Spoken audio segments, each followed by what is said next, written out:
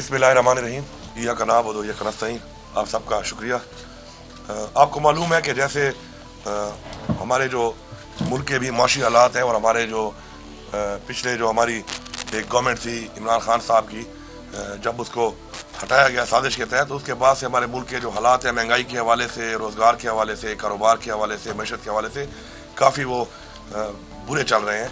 तो उन हालात में हमारी जो प्रायोरिटी है हमारी गवर्नमेंट की वो ये है कि हम लोग एक तो अमन अमान के हवाले से हमारा सूबा जो है वो इस वक्त आपके सामने ही हालात चल रहे हैं, हमने उसके ऊपर बहुत काम करना है। और साथ साथ जो आवाम की फलाह है, क्योंकि हमारे बहुत से लोग जो हैं वो गुर्बत की लकीर से नीचे जा रहे हैं, बेरोज़गारी बहुत ज़्यादा हो चुकी है, तो हमारी प्रायोरिटी है कि हम लोगों को रिलीफ दें। तो अल्हम्दुलिल्लाह सबसे पहले जो हेल्थ कार्ड है इंशाल्लाह एकम रमज़ान से अक्रॉस द बोर्ड तमाम जितने भी इलाज हैं उसके अंदर वो फ्री इंशाल्लाह दोबारा शुरू हो जाएंगे। उसमें कुछ हॉस्पिटल्स ऐसे थे कि जो क्राइटेरिया पे पूरे नहीं आ रहे थे, तो उसमें नई लिस्ट वो आवाम के लिए हम शाया कर देंगे ताकि आवाम को आगाही हो कि कौन से वो हॉस्पिटल्स हैं गवर्नमेंट के और प्राइवेट के जो उसमें इलाज के लिए सहूलत के लिए मुयसर होंगे, अवेलेबल होंगे। दूसरा, चूँकि हमारा रमज़ान आ गया है तो उसमें हमें चाह रहे थे कि ट्रांसपेरेंट तरीके से हम लोगों को हेल्प आउट करें और ताकि हमारे लोग जो है इबादत कर सकें और अपने रमज़ान की जो बातें हैं वो अच्छे तरीके से कर सकें। उसके लिए जो हमारे पास अवेलेबल एक डाटा है एहसास का और बिस्प का, उस डाटा के मुताबिक हम 8.5 लाख ख़ानदान को जो है वो 10,000 रुपये कैश की सूरत में दे रहे हैं। क्योंकि इससे पहले कुछ ऐसा हुआ कि जो डिस्ट्रीब्यूशन हम करते हैं उसमें काफ़ी इश्यूज बन जाते हैं, लड़ाई भी हुई यहाँ पर केपी में, तो उसमें एक बंदे की जान भी चली गई। तो हमने उसको अवॉइड करने के लिए, लोगों को फैसिलिटेट करने के लिए एट द डोर स्टेप हमने ये किया है कि हम उन लोगों को कैश 10,000 रुपये देंगे और उससे फिर वो खुद ही अपनी जो ख़रीदारी करना चाहते हैं वो करें। इसमें कुछ ऐसे इशूज़ भी आ जाते हैं कि प्रोक्योरमेंट में लोग कहते हैं जी क्वालिटी अच्छी नहीं है, तो हमने इन सब चीज़ों से बचने के लिए एक अच्छा ट्रांसपेरेंट सिस्टम हम लाना चाहते हैं। हमारे लीडर इमरान खान का भी यही विज़न है और हमारा भी यही विज़न है, तो ये इंशाल्लाह हम देंगे उनको। साथ साथ जो है तकरीबन 1,15,000 मज़ीद ख़ानदान जो हैं, 115 हल्के हैं हमारे टोटल केपी के, उनमें जो इस डाटा में नहीं है शामिल किसी वजह से और वो भी मुस्तहिक हैं, तो वो भी हम इंशाल्लाह उनको भी जो है इसके अलावा जो है वो 10,000 रुपये जो है वो देंगे।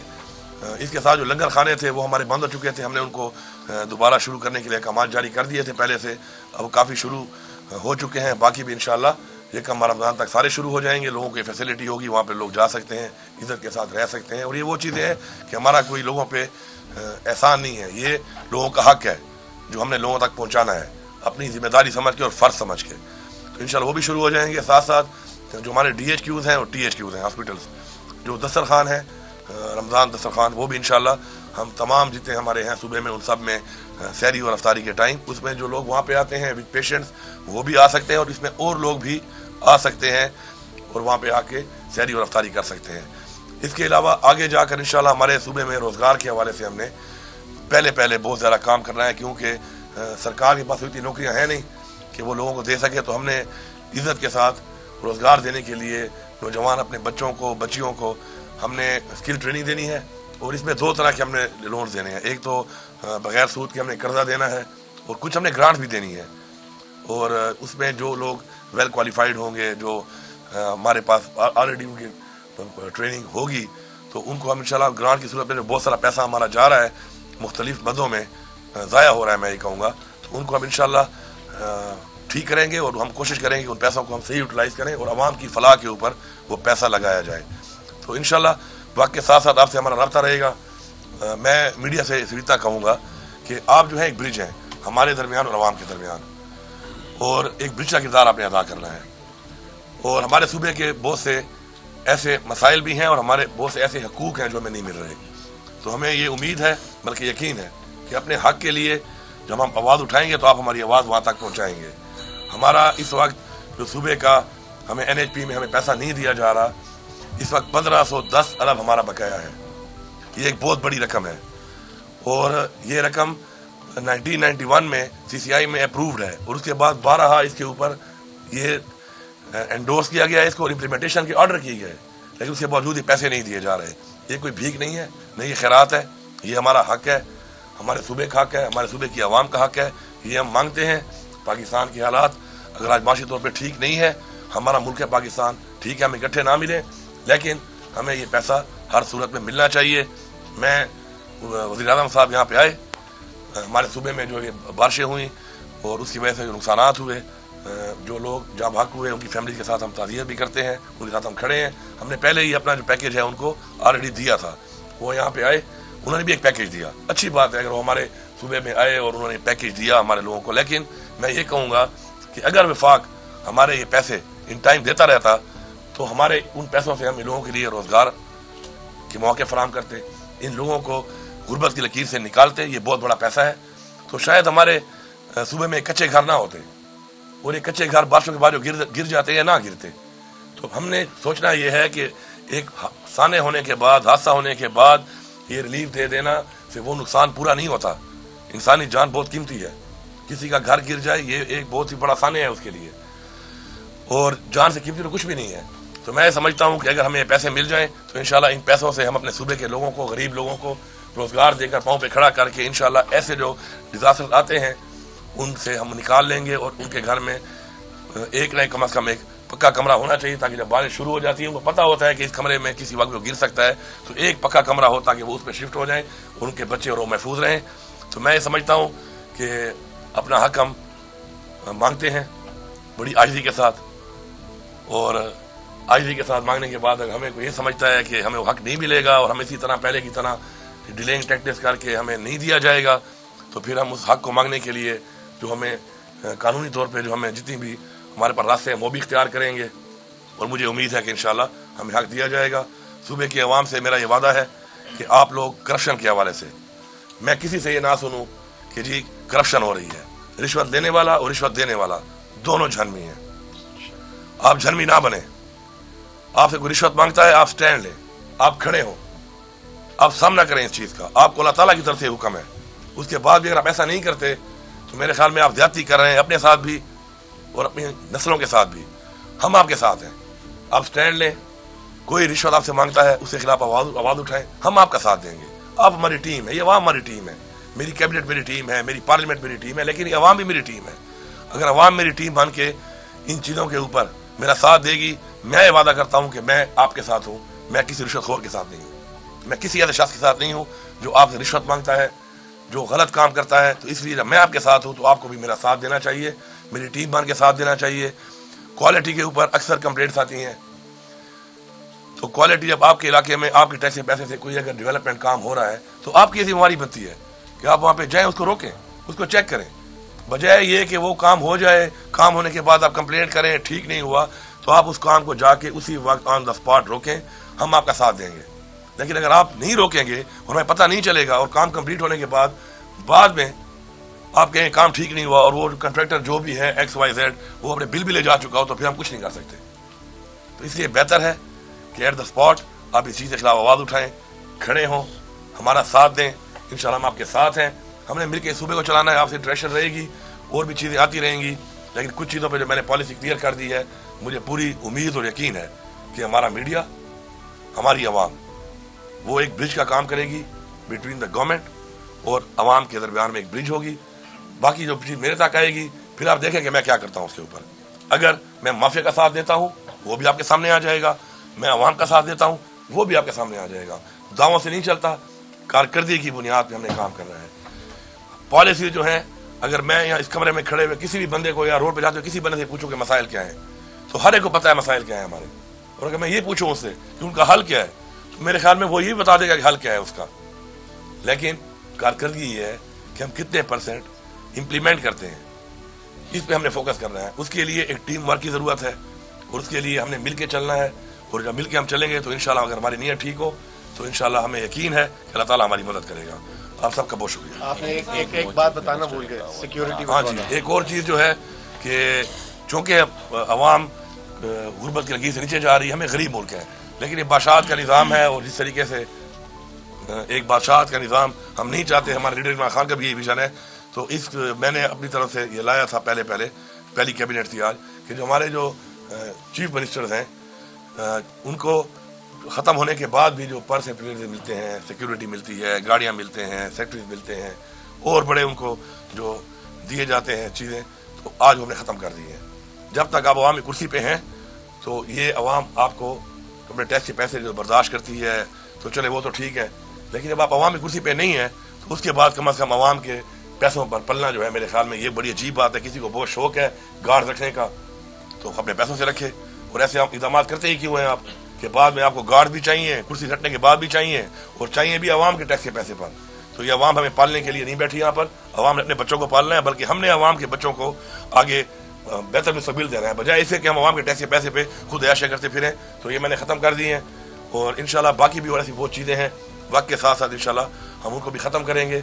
हम कोशिश करेंगे कि अवाम के टैक्स के पैसे के ऊपर जो हमारे पास बहुत से ऐसी हमें दी जाती हैं पर से प्लेयर, हम उनको कम करें।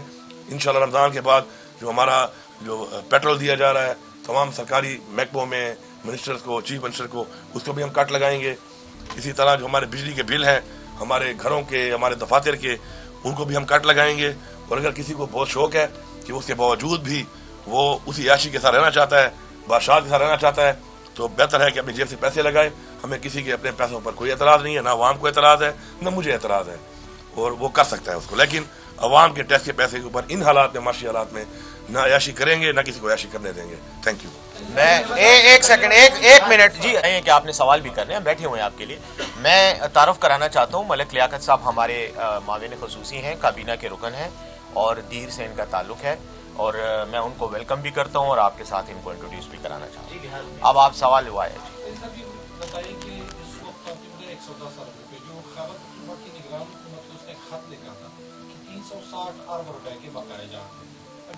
1510 अरब 1510 अरब रुपए हमारे बकाया जाते हैं। एक ये जो आपका जो एक मेथोडोलॉजी है, वो जो एक AGN काजी वाली, उसके ऊपर ये पैसा इन्होंने हमारा देना है, और ये पैसा हमारा CCI से 1991 से आ रहा है।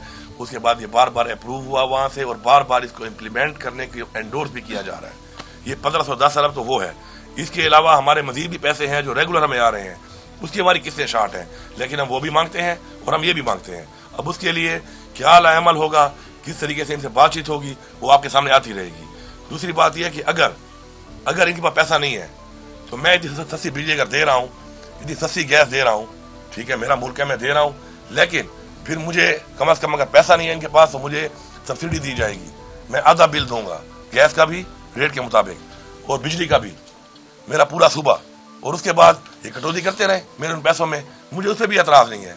लेकिन मुझे पैसा भी चाहिए, मुझे रिलीफ चाहिए, मुझे ये रिलीफ इनको देना पड़ेगा, ये मेरा हक है। न ये भीख है ना खैरात है, मैं अपना हक क्यों ना मांगूँ। मेरी आवाम ने अगर वोट दिया है, मैंडेट दिया है, इमरान खान को दिया है, हमारी पार्टी को दिया है, तो इसीलिए दिया है। और अगर मैं उनके हक ना ले सकूँ और उनके हक के लिए बात ना कर सकूँ और हक लेके ना आ सकूँ, तो मेरे ख्याल में फिर कुर्सी पे बैठने का कोई फायदा ही नहीं है।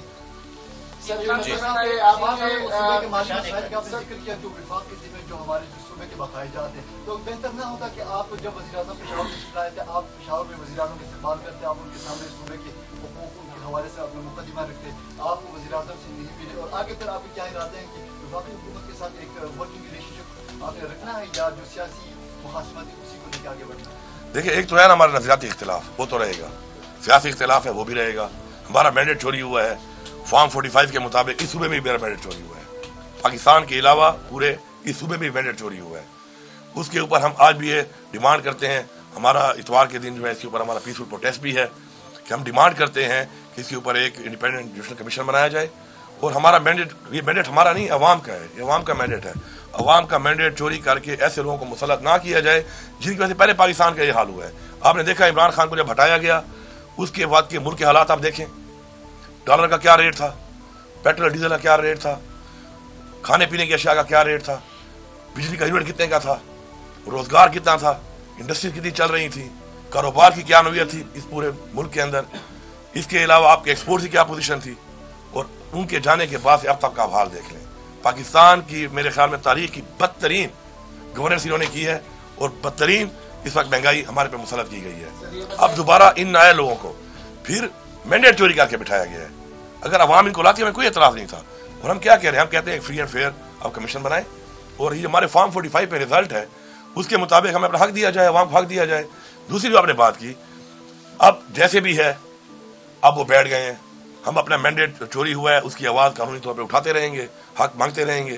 साथ साथ अब जो बैठ गए हैं, तो जो आप कह रहे हैं कि उसके लिए जो हमारा वर्किंग रिलेशन है, जाहिर बात है हमें रखना है, हम चलेंगे, हमारे जो हकूक़ हैं, हमारी जो चीज़ें हैं सूबे की, उनके हवाले से हम बात भी करेंगे, हम बैठेंगे भी सही।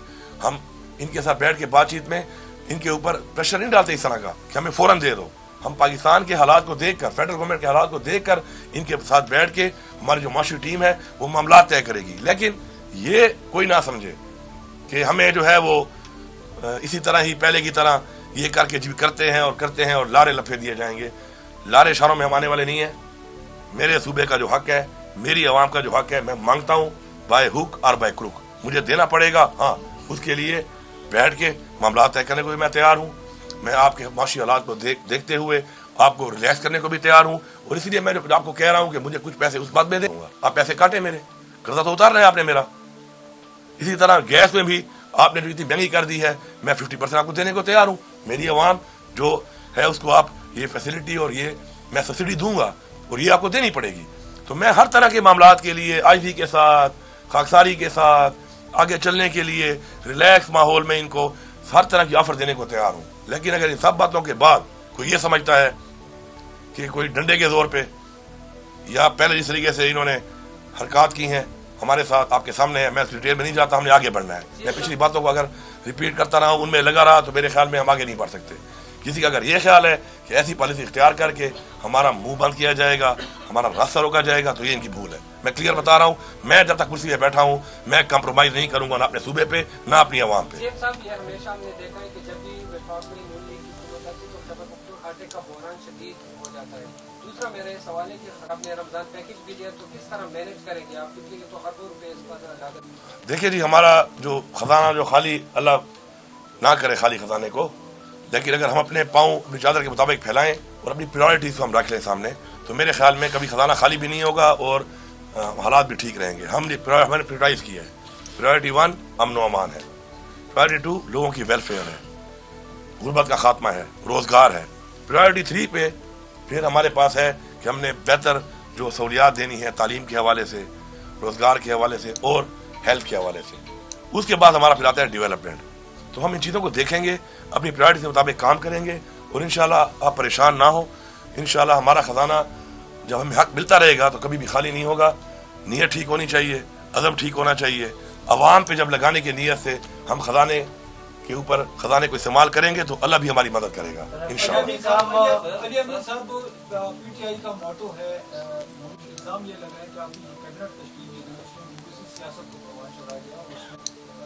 जी देखिए, मौरूसी सियासत में जो है ना 2 पहलू हैं। एक है कि आप मेरिट के बगैर करें, एक है मेरिट। अब किसी का भाई होना, रिश्तेदार होना कोई गुनाह तो नहीं है। अगर एक बंदा मेरिट पे है, अवाम के वोट पे जीत के आता है, अवाम के मैंडेट से आता है, तो उसको आप मौरूसी सियासत नहीं कह सकते। अब 24 बंदों में से 2-3 बंदों का आप नाम ले रहे हैं, तो मेरे ख्याल में वो लोग हैं जिन्होंने पार्टी के लिए बड़ी कुर्बानियां दी और उन पार्टी की कुर्बानी की बुनियाद पे उन लोगों को मौका दिया गया कि क्योंकि कुर्बानी देने वाले लोग हैं तो आपकी टीम में डिलीवर करें। तो मेरे ख्याल में इस तरह की छोटी छोटी बातों पर इस तरह की जो तनकीद शुरू हो जाती है, मेरे ख्याल में इसी वजह से पाकिस्तान आगे नहीं बढ़ रहा कि हम लोग छोटी छोटी बातों पे उन पे डिस्कशन करके अपना टाइम ज़ाया कर रहे हैं। हमने आगे बढ़ना है। आप ये बताएं कि जो भी है जिसका रिश्तेदार है या नहीं है, मेरा उसे कंसर्न नहीं है, उसे डिलीवर करना है। डिलीवर करेगा तो सस्टेन करेगा, नहीं करेगा तो फारिग हो जाएगा।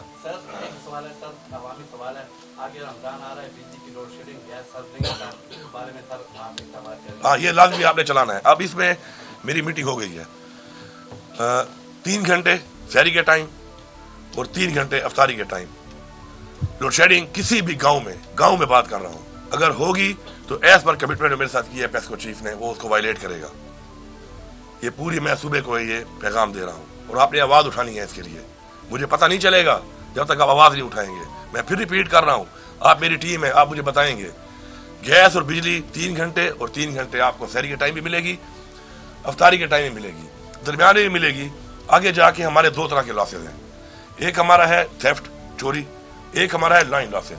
उस पर हमने ग्रिड्स को अपग्रेड करना है और अपनी लाइन्स को चेंज करना है, तारें चेंज करनी है। उस पर भी हमारी मीटिंग हुई है। हम पहले जाएंगे टुवर्ड जो हमारे लाइन लॉसेज हैं, जो सिस्टम में हमारे फ्लॉज हैं, उनको दूर करेंगे ताकि वो जो 17-18% है वो कवर हो जाए।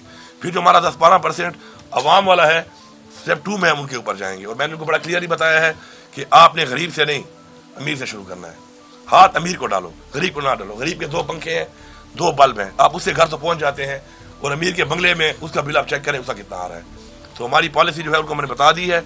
इंशाअल्लाह रमज़ान में जो है लोड शेडिंग के हवाले से और फोर्स लोड शेडिंग जो है ये बिल्कुल बंद है, इसके ऊपर कोई कंप्रोमाइज़ नहीं है। जो शेड्यूल दिया गया है उस शेड्यूल के अलावा अगर आपकी लाइट काटी जाती है, अदर दैन कहीं इशू हो ग्रिड का या कोई फॉल्ट हो उसके अलावा, तो बिल्कुल आप उस पर मेरे तक आवाज़ पहुँचाएँ। मैं इंश्योर करूँगा कोई ऐसा नहीं कर सकता कि हमारे पे फोर्स लोड शेडिंग करे।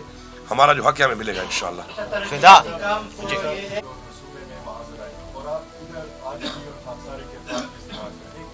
देखिए अच्छी बात है, कुछ डरेंगे तो कोई मिलेगा, क्योंकि बगैर खौफ वाले जो लोग आए हैं वो तो कुछ नहीं ले सके, तो अच्छी बात है। मैं ये कह रहा हूँ कि मेरी आजिज़ी इसलिए है कि अल्लाह ताला ने आजिज़ी को पसंद किया है, लेकिन अल्लाह ताला ने फिर ये भी कहा है कि अपने हक के लिए आवाज़ उठाओ। अमर बिल मारूफ का भी कहा है कि हक और बातिल की जंग में हक का साथ दो, तो ये बातें साथ साथ हैं। तो अगर कोई डरता है इस बात से कि मैं कोई आउट ऑफ नो वे कुछ ऐसा करूँगा, तो ये कभी भी ना मेरी पॉलिसी में है, ना मेरे लीडर इमरान खान की पॉलिसी में है। हाँ, हक के लिए खड़ा होना, हक के लिए आवाज़ उठाना और अपना हक मांगना और लेना जो है, इसीलिए इस अवाम ने हमें वोट दिया है, मैंडेट दिया है। ये अवाम के लिए हमने करना ही करना है, इसमें कोई दोहरी राय है ही नहीं।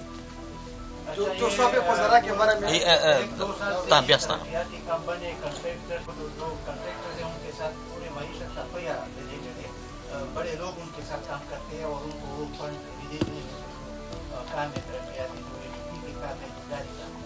मैंने आपको बता दिया प्रायोरिटीज, तो प्रायोरिटीज वाइज ये चीज़ भी हमारी प्रायोरिटी में है, लेकिन जिस नंबर पे है उस नंबर पे ये होगी, प्रायोरिटी वाइज होगा। बहुत ज़्यादा ऐसी स्कीमें हैं जो दे दी गई, अपने हालात को देखे बगैर दे दी गई, उनको हम कट भी करेंगे। हम प्रायोरिटी स्कीम्स को बिल्कुल हमने करना भी है, हमने उनको शुरू भी करना है, उनको रिलीज भी करना है, लेकिन बहुत सी जो स्कीमें दी गई सिर्फ खुश करने के लिए, उनमें रिलीज हुआ न उनमें इतनी ज़रूरत है उनकी, तो उनको हम कट डाउन करेंगे। आखिरी सवाल आरिफ वन बाय वन। अच्छा, जुमे नमाज भी है ना। अच्छा चलो पहले आरिफ कर लें आप। आप अभी आए, आपने सेहत कार्ड का ऐलान किया, कितनी लागत से आएंगी? इसमें जो है तकरीबन लाइबिलिटी थी हमारी जो पिछली गवर्नमेंट की, वो 17 बिलियन की थी, तो अभी हमने उनको 5 बिलियन रिलीज कर दिया है। और उसके साथ साथ ये है कि मजीद जो है उनके साथ जो हमारा अभी नई बातचीत हुई है स्टेट लाइफ से, ये हुई है कि हम हर महीने के पैसों के साथ अपना जो कर्जा है ये भी उतारेंगे। हमारी पॉलिसी ये नहीं है कि कर्जा चढ़ाई जाओ फिर उस पर सूद दिए जाओ। हमारी पॉलिसी ये है कि साथ साथ हमने अपने पाँव पे खड़ा होना है और पाँव पे खड़े होकर अपने जो लाइबिलिटीज हैं हमने कर्जे खत्म करने हैं। इसके अलावा हमारे सूबे पे और भी बहुत ज़्यादा कर्जा है, उसमें भी हम काम करेंगे। उसके लिए हम रेवेन्यू जनरेट करेंगे, अपने पाँव पे खड़े होंगे, ये हमारे एजेंडे में शामिल है इंशाल्लाह। तो फिक्र ना करें, अवाम का कर्जा भी खत्म करना है, अवाम को रिलीफ भी देना है इंशाल्लाह, और पाँव पे भी खड़ा करना है। आरिफ का नंबर है। आरिफ तो ना करो, आगे नहीं मिलना जी, प्लीज।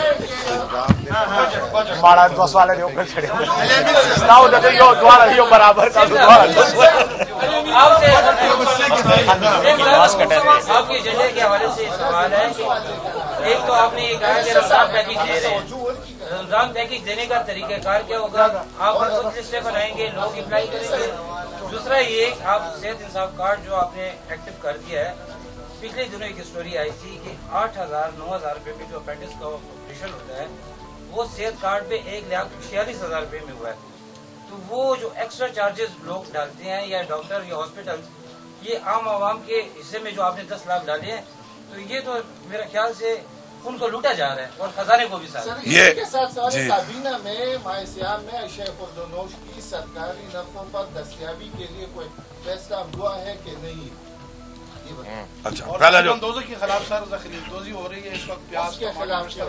पहली जो बात इन्होंने की है हेल्थ कार्ड के हवाले से, आपको पहले मैंने बता दिया कि बहुत से हॉस्पिटल ऐसे थे कि जिन्होंने अब्यूज किया इस चीज़ को, उनको हमने डिलीट कर दिया, निकाल दिया है, और अब इस 1 महीने में रिव्यू होगा। हमने इसको सस्टेनेबल बनाना है, रिव्यू करना है। इसमें जो बातें आपने की हैं, निशानदेही आपने की है, ये हमने ऑलरेडी इस पर डिस्कशन कर ली थी। करने के बाद आज जो हम लेके आए हैं एजेंडा में, उसमें आप देखेंगे हॉस्पिटल बहुत सारे निकाल दिए गए हैं। ये वही हॉस्पिटल से कि इसमें जो गलत तरीके से ओवर बिलिंग कर रहे थे, मजीद इसको बेहतर करना है, ट्रांसपेरेंट करना है, और उससे बड़ी बात सस्टेनेबल करना है, ताकि सस्टेनेबल हो और हम वो बोझ उठा भी सकें। और इसमें कुछ और भी हमने रिफॉर्म कर रहे हैं अभी। फॉर एग्जाम्पल मैं भी फ्री इलाज करवा रहा हूँ या करा सकता हूँ, ये जायज़ नहीं है। मुझे ये चाहिए कि एक खास परसेंटेज मुझे जमा करानी चाहिए ताकि मेरे उन पैसों से किसी गरीब का इलाज फ्री हो। तो हमने इसको मजीद बेहतर करना है, इसमें हमने रिव्यू करना है, इसका बेहतरी लानी है। दूसरी जो बात आप कर रहे थे रमजान पैकेज में हम आपको बताया कि ट्रांसपेरेंसी के लिए हमारे पास जो एहसास का और बिस्क का डाटा है वो एक ट्रांसपेरेंट डाटा है, उसके लिए एक मैकेनिज्म है और फलाह बैंक के पास बहुत सारे सेंटर्स हैं जिनसे वो तकसीम कर रहे हैं क्योंकि हमने जल्दी करना था ये, तो उसके जरिए वो होगा इंशाल्लाह, ट्रांसपेरेंट तरीके से होगा। और हम कैश दे रहे हैं और हम जो कैश दे रहे हैं इससे माशाल्लाह जो इस वक्त पंजाब में दिया जा रहा है वो 3,500 का एक खानदान के लिए है, हम पूरा 10,000 का दे रहे हैं। और हम सामान नहीं दे रहे, हमने लोगों को लाइनों में खड़ा नहीं करना, हमने लोगों की तस्वीर नहीं करनी, हमने लोगों को इज्जत से वो चीज पहुंचानी है और फिर उनकी मर्जी है कि जो उनकी रिक्वायरमेंट है उसके मुताबिक वो अपना परचेजिंग उसे कर सके।